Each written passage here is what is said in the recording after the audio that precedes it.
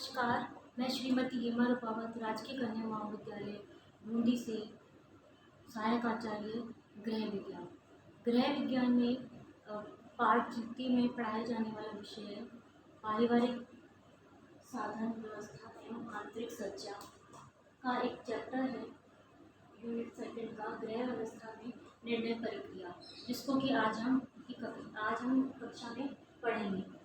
तो सबसे पहले निर्णय लेने से क्या आशय है ये जानना आवश्यक है। निर्णय लेना क्या होता है? निर्णय का शाब्दिक अर्थ काट देने से है, अर्थात इसके टक्कर का और कोई विकल्प नहीं। व्यावहारिक दृष्टि से इसका अर्थ है किसी निष्कर्ष पर आने से लगाया जाना, अर्थात निर्णय एक चयन प्रक्रिया है, यानी कि बहुत से विकल्पों में से किसी एक विकल्प का चयन करना निर्णय लेना या निर्णय प्रक्रिया कहलाता है। ग्रॉस एंड कैंडल के अनुसार निर्णय प्रक्रिया क्या है?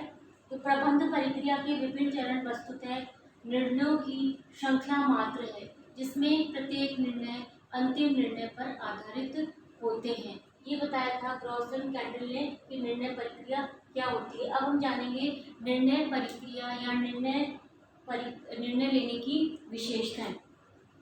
तो निर्णय प्रक्रिया की निम्न विशेषताएं हैं। सबसे पहली जो विशेषता है कि निर्णय निरंतर चलने वाली प्रक्रिया है। दूसरा है निर्णय एक मानसिक प्रक्रिया है। तीसरा, निर्णय लेते समय गृहिणी प्रबंधक के समक्ष अनेक संभावित विकल्प होते हैं, उनमें से सर्वोत्तम विकल्प का चयन किया जाता है। नेक्स्ट है कि प्रबंध में निर्णय प्रक्रिया पहला चरण है। ये समस्त प्रबंधकीय कार्यों में विस्तृत है और संस्था के प्रत्येक क्षेत्र में इसकी आवश्यकता पड़ती है। नेक्स्ट, निर्णय स्वयं में एक लक्ष्य नहीं है, वरन लक्ष्य तक पहुंचने का एक साधन है। निर्णय लेते समय बुद्धि, तर्क एवं विश्लेषण शक्ति का उपयोग करना पड़ता है। अनुभव, परामर्श, सूचना, सामान्य ज्ञान, आपसी विचार विमर्श आदि के आधार पर निर्णय दिया जाता है। निर्णय का कार्य प्रबंध के सभी स्तरों पर किया जाता है। यह जरूरी नहीं है कि निर्णय सदैव धनात्मक ही हो, ये ऋणात्मक भी होते हैं। किसी कार्य को नहीं करने के लिए भी निर्णय लेना पड़ता है।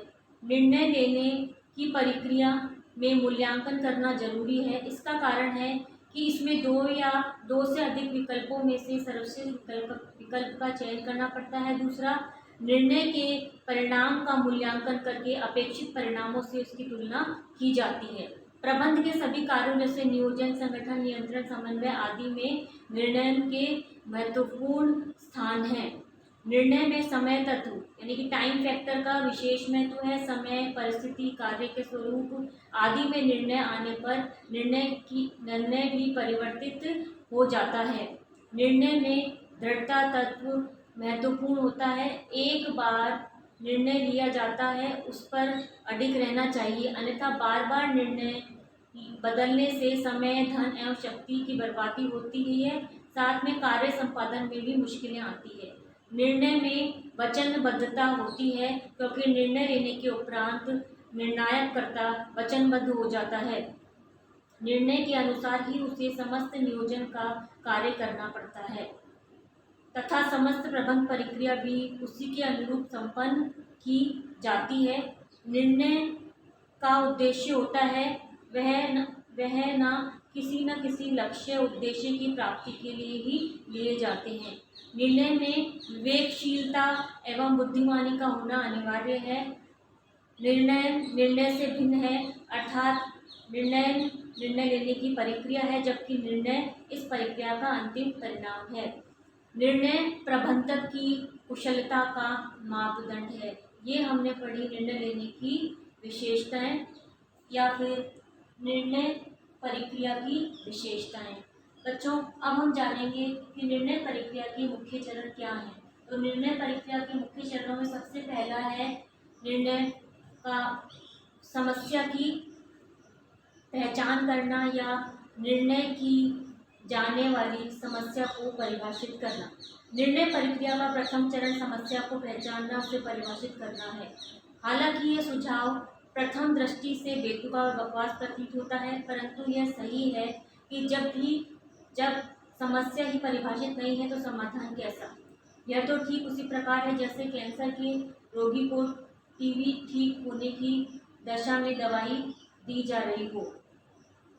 जैसे चिकित्सक का पहला काम रोग का पता लगाना है, फिर इलाज करना, इसी तरह प्रबंधक का पहला काम समस्या का पता करना है। जैसे पारिवारिक जीवन में अनेक समस्याएं आती है और समस्या को सुलझाना अति आवश्यक होता है और समस्या सुलझाने में भी निर्णय लेना ही पड़ेगा। तो निर्णय की पहचान करना या निर्णय की पहचान कर उसे परिभाषित करना जरूरी है। प्रबंध के क्षेत्र में कई समस्याएं ऐसी भी हैं जो विशेष रूप से प्रकट नहीं होती। ऐसी परिस्थिति में अपर्याप्त सूचना के आधार पर ही निर्णय करने पड़ते हैं। सेकंड है, समस्या की जो पहचान है दो विधियों से की जा सकती है। यह मानकर चलना कि कोई परिवर्तन नहीं करना है और फिर स्वयं से यह प्रश्न पूछना कि यदि समस्या के समाधान हेतु कोई कदम न उठाया जाए तो क्या परिणाम होंगे। दूसरा, पिछली घटनाओं पर गौर किया जाना चाहिए था कि उसमें ऐसी क्या कमी रह गई थी जिसके कारण असफलता या सफलता प्राप्त हुई। दूसरा है पॉइंट, समस्या का विश्लेषण करना। ये निर्णय प्रक्रिया के मुख्य चरणों में दूसरा चरण हम बता रहे हैं, समस्या का विश्लेषण करना। समस्या के सही रूप को समझ लेने या परिभाषित करने के पश्चात इसका विश्लेषण करना भी जरूरी है। जटिल समस्या के समाधान हेतु निम्न बातों पर गौर किया जाना चाहिए। निर्णय कौन करेगा, निर्णय लेने के लिए किन किन व्यक्तियों से संपर्क करना होगा, कौन सी सूचना एकत्रित करनी होगी, निर्णय की सूचना किन किन को दी जानी है। ऐसा करने से निम्न 4 घटकों को ध्यान में रखना चाहिए। निर्णय की भविष्यता, निर्णय का प्रभाव क्षेत्र, गुणात्मक विचारों की संख्या, निर्णय की बारंबारता। तो ये तो पढ़ा हमने समस्या का विश्लेषण करना। तीसरा है वैकल्पिक समाधान ढूंढना। तीसरा चरण वैकल्पिक समाधान ढूंढना।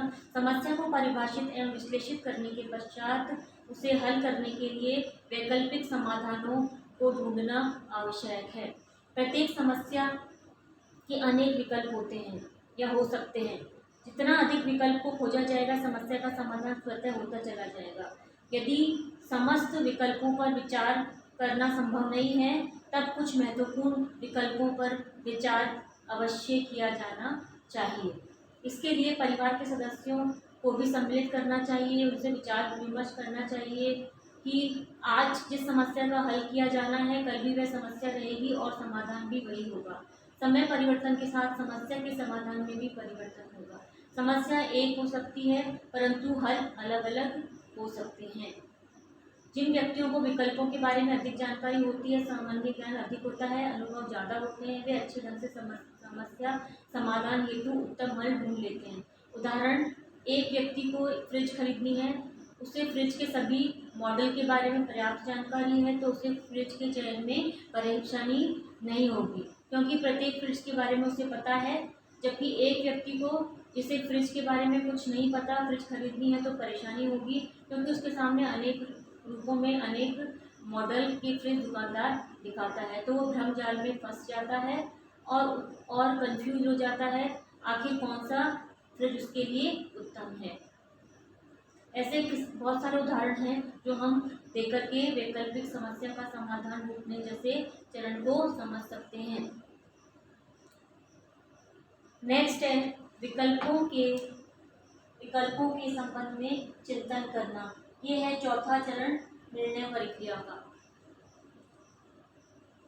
वैकल्पिक हलों को तलाशने के बाद उनमें से सर्वश्रेष्ठ विकल्प के चयन हेतु विकल्पों के बारे में चिंतन करना भी जरूरी है।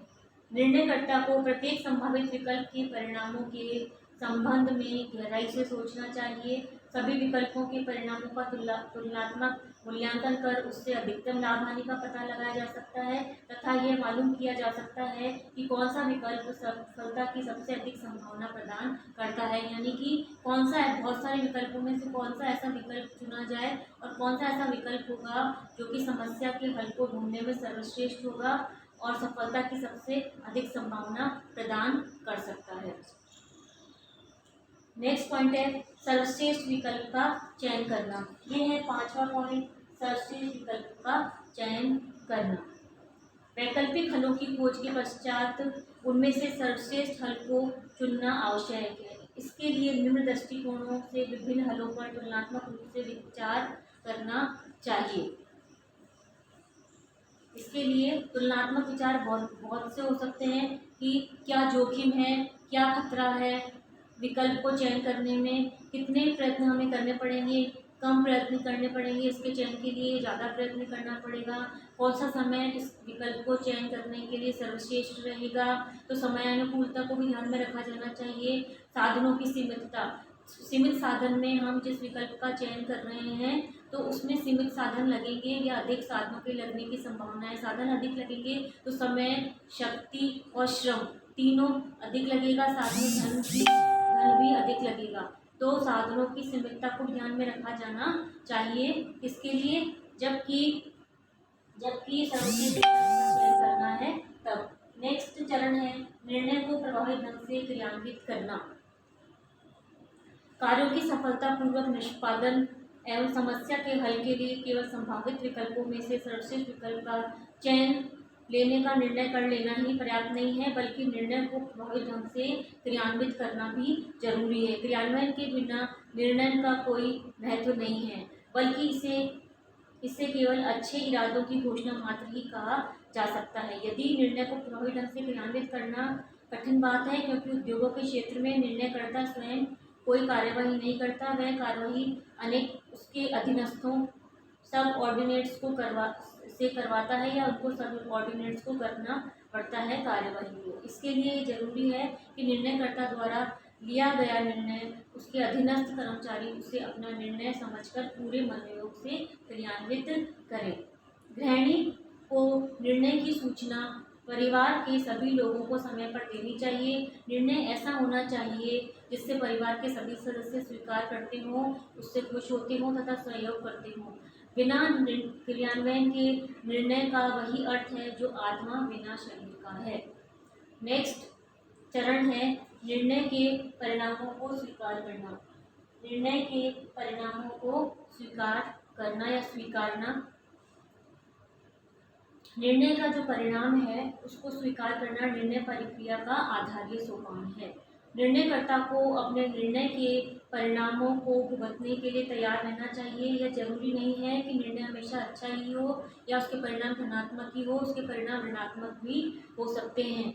कई बार क्या होता है कि सोच समझकर लिया गया निर्णय ही बाद में अनचाही कठिनाइयों को सामने ला करके खड़ा कर देता है और उसका परिणाम धनात्मक नहीं मिल पाता। अतः निर्णय लेना जोखिम उठाने जैसी बात है, जिसे भुगतने के लिए हमेशा और किसी भी समय तैयार रहना आवश्यक होता है। अगला पॉइंट है और अंतिम पॉइंट है निर्णय का अनुसरण करना। ये निर्णय प्रक्रिया के मुख्य चरणों का आखिरी चरण है, निर्णय का अनुसरण करना। कई विद्वानों ने निर्णय के अनुसरण करना वाले चरण पर जोर नहीं दिया है तथा इसे निर्णय प्रक्रिया का महत्वपूर्ण सोपान भी नहीं माना है, परंतु ये सोपान काफ़ी महत्वपूर्ण है, इसे नकारा नहीं जा सकता। निर्णयकर्ता का कार्य केवल निर्णय लेना या लिए गए निर्णय का क्रियान्वयन करना ही नहीं है, बल्कि उसके प्रभावों का ज्ञान भी उसे होना चाहिए। अक्सर ऐसा देखा गया है कि निर्णयकर्ता निर्णय लेने के उपरांत उसका अनुसरण या पुनर्निवेश नहीं करते, जिसके कारण उसका महत्व कम हो जाता है। निर्णय का अनुसरण करने से निर्णयकर्ता को कुशलता, योग्यता एवं व्यावहारिकता में वृद्धि होती है, क्योंकि ये निर्णय प्रक्रिया के किसी स्थान पर गलती या कमी या त्रुटि या दोष रह जाता है तो उसमें आवश्यक संशोधन कर सुधार किया जा सकता है। तो बच्चों, ये हमने जाने निर्णय प्रक्रिया के चयन। सबसे पहले हमने जाना कि निर्णय प्रक्रिया क्या होती है, इसका शाब्दिक अर्थ क्या है, इसकी क्या परिभाषा है, इस निर्णय प्रक्रिया की क्या विशेषताएं हैं और निर्णय प्रक्रिया के मुख्य चरण जो कि 8 बताए हैं हमने वो क्या हैं। धन्यवाद।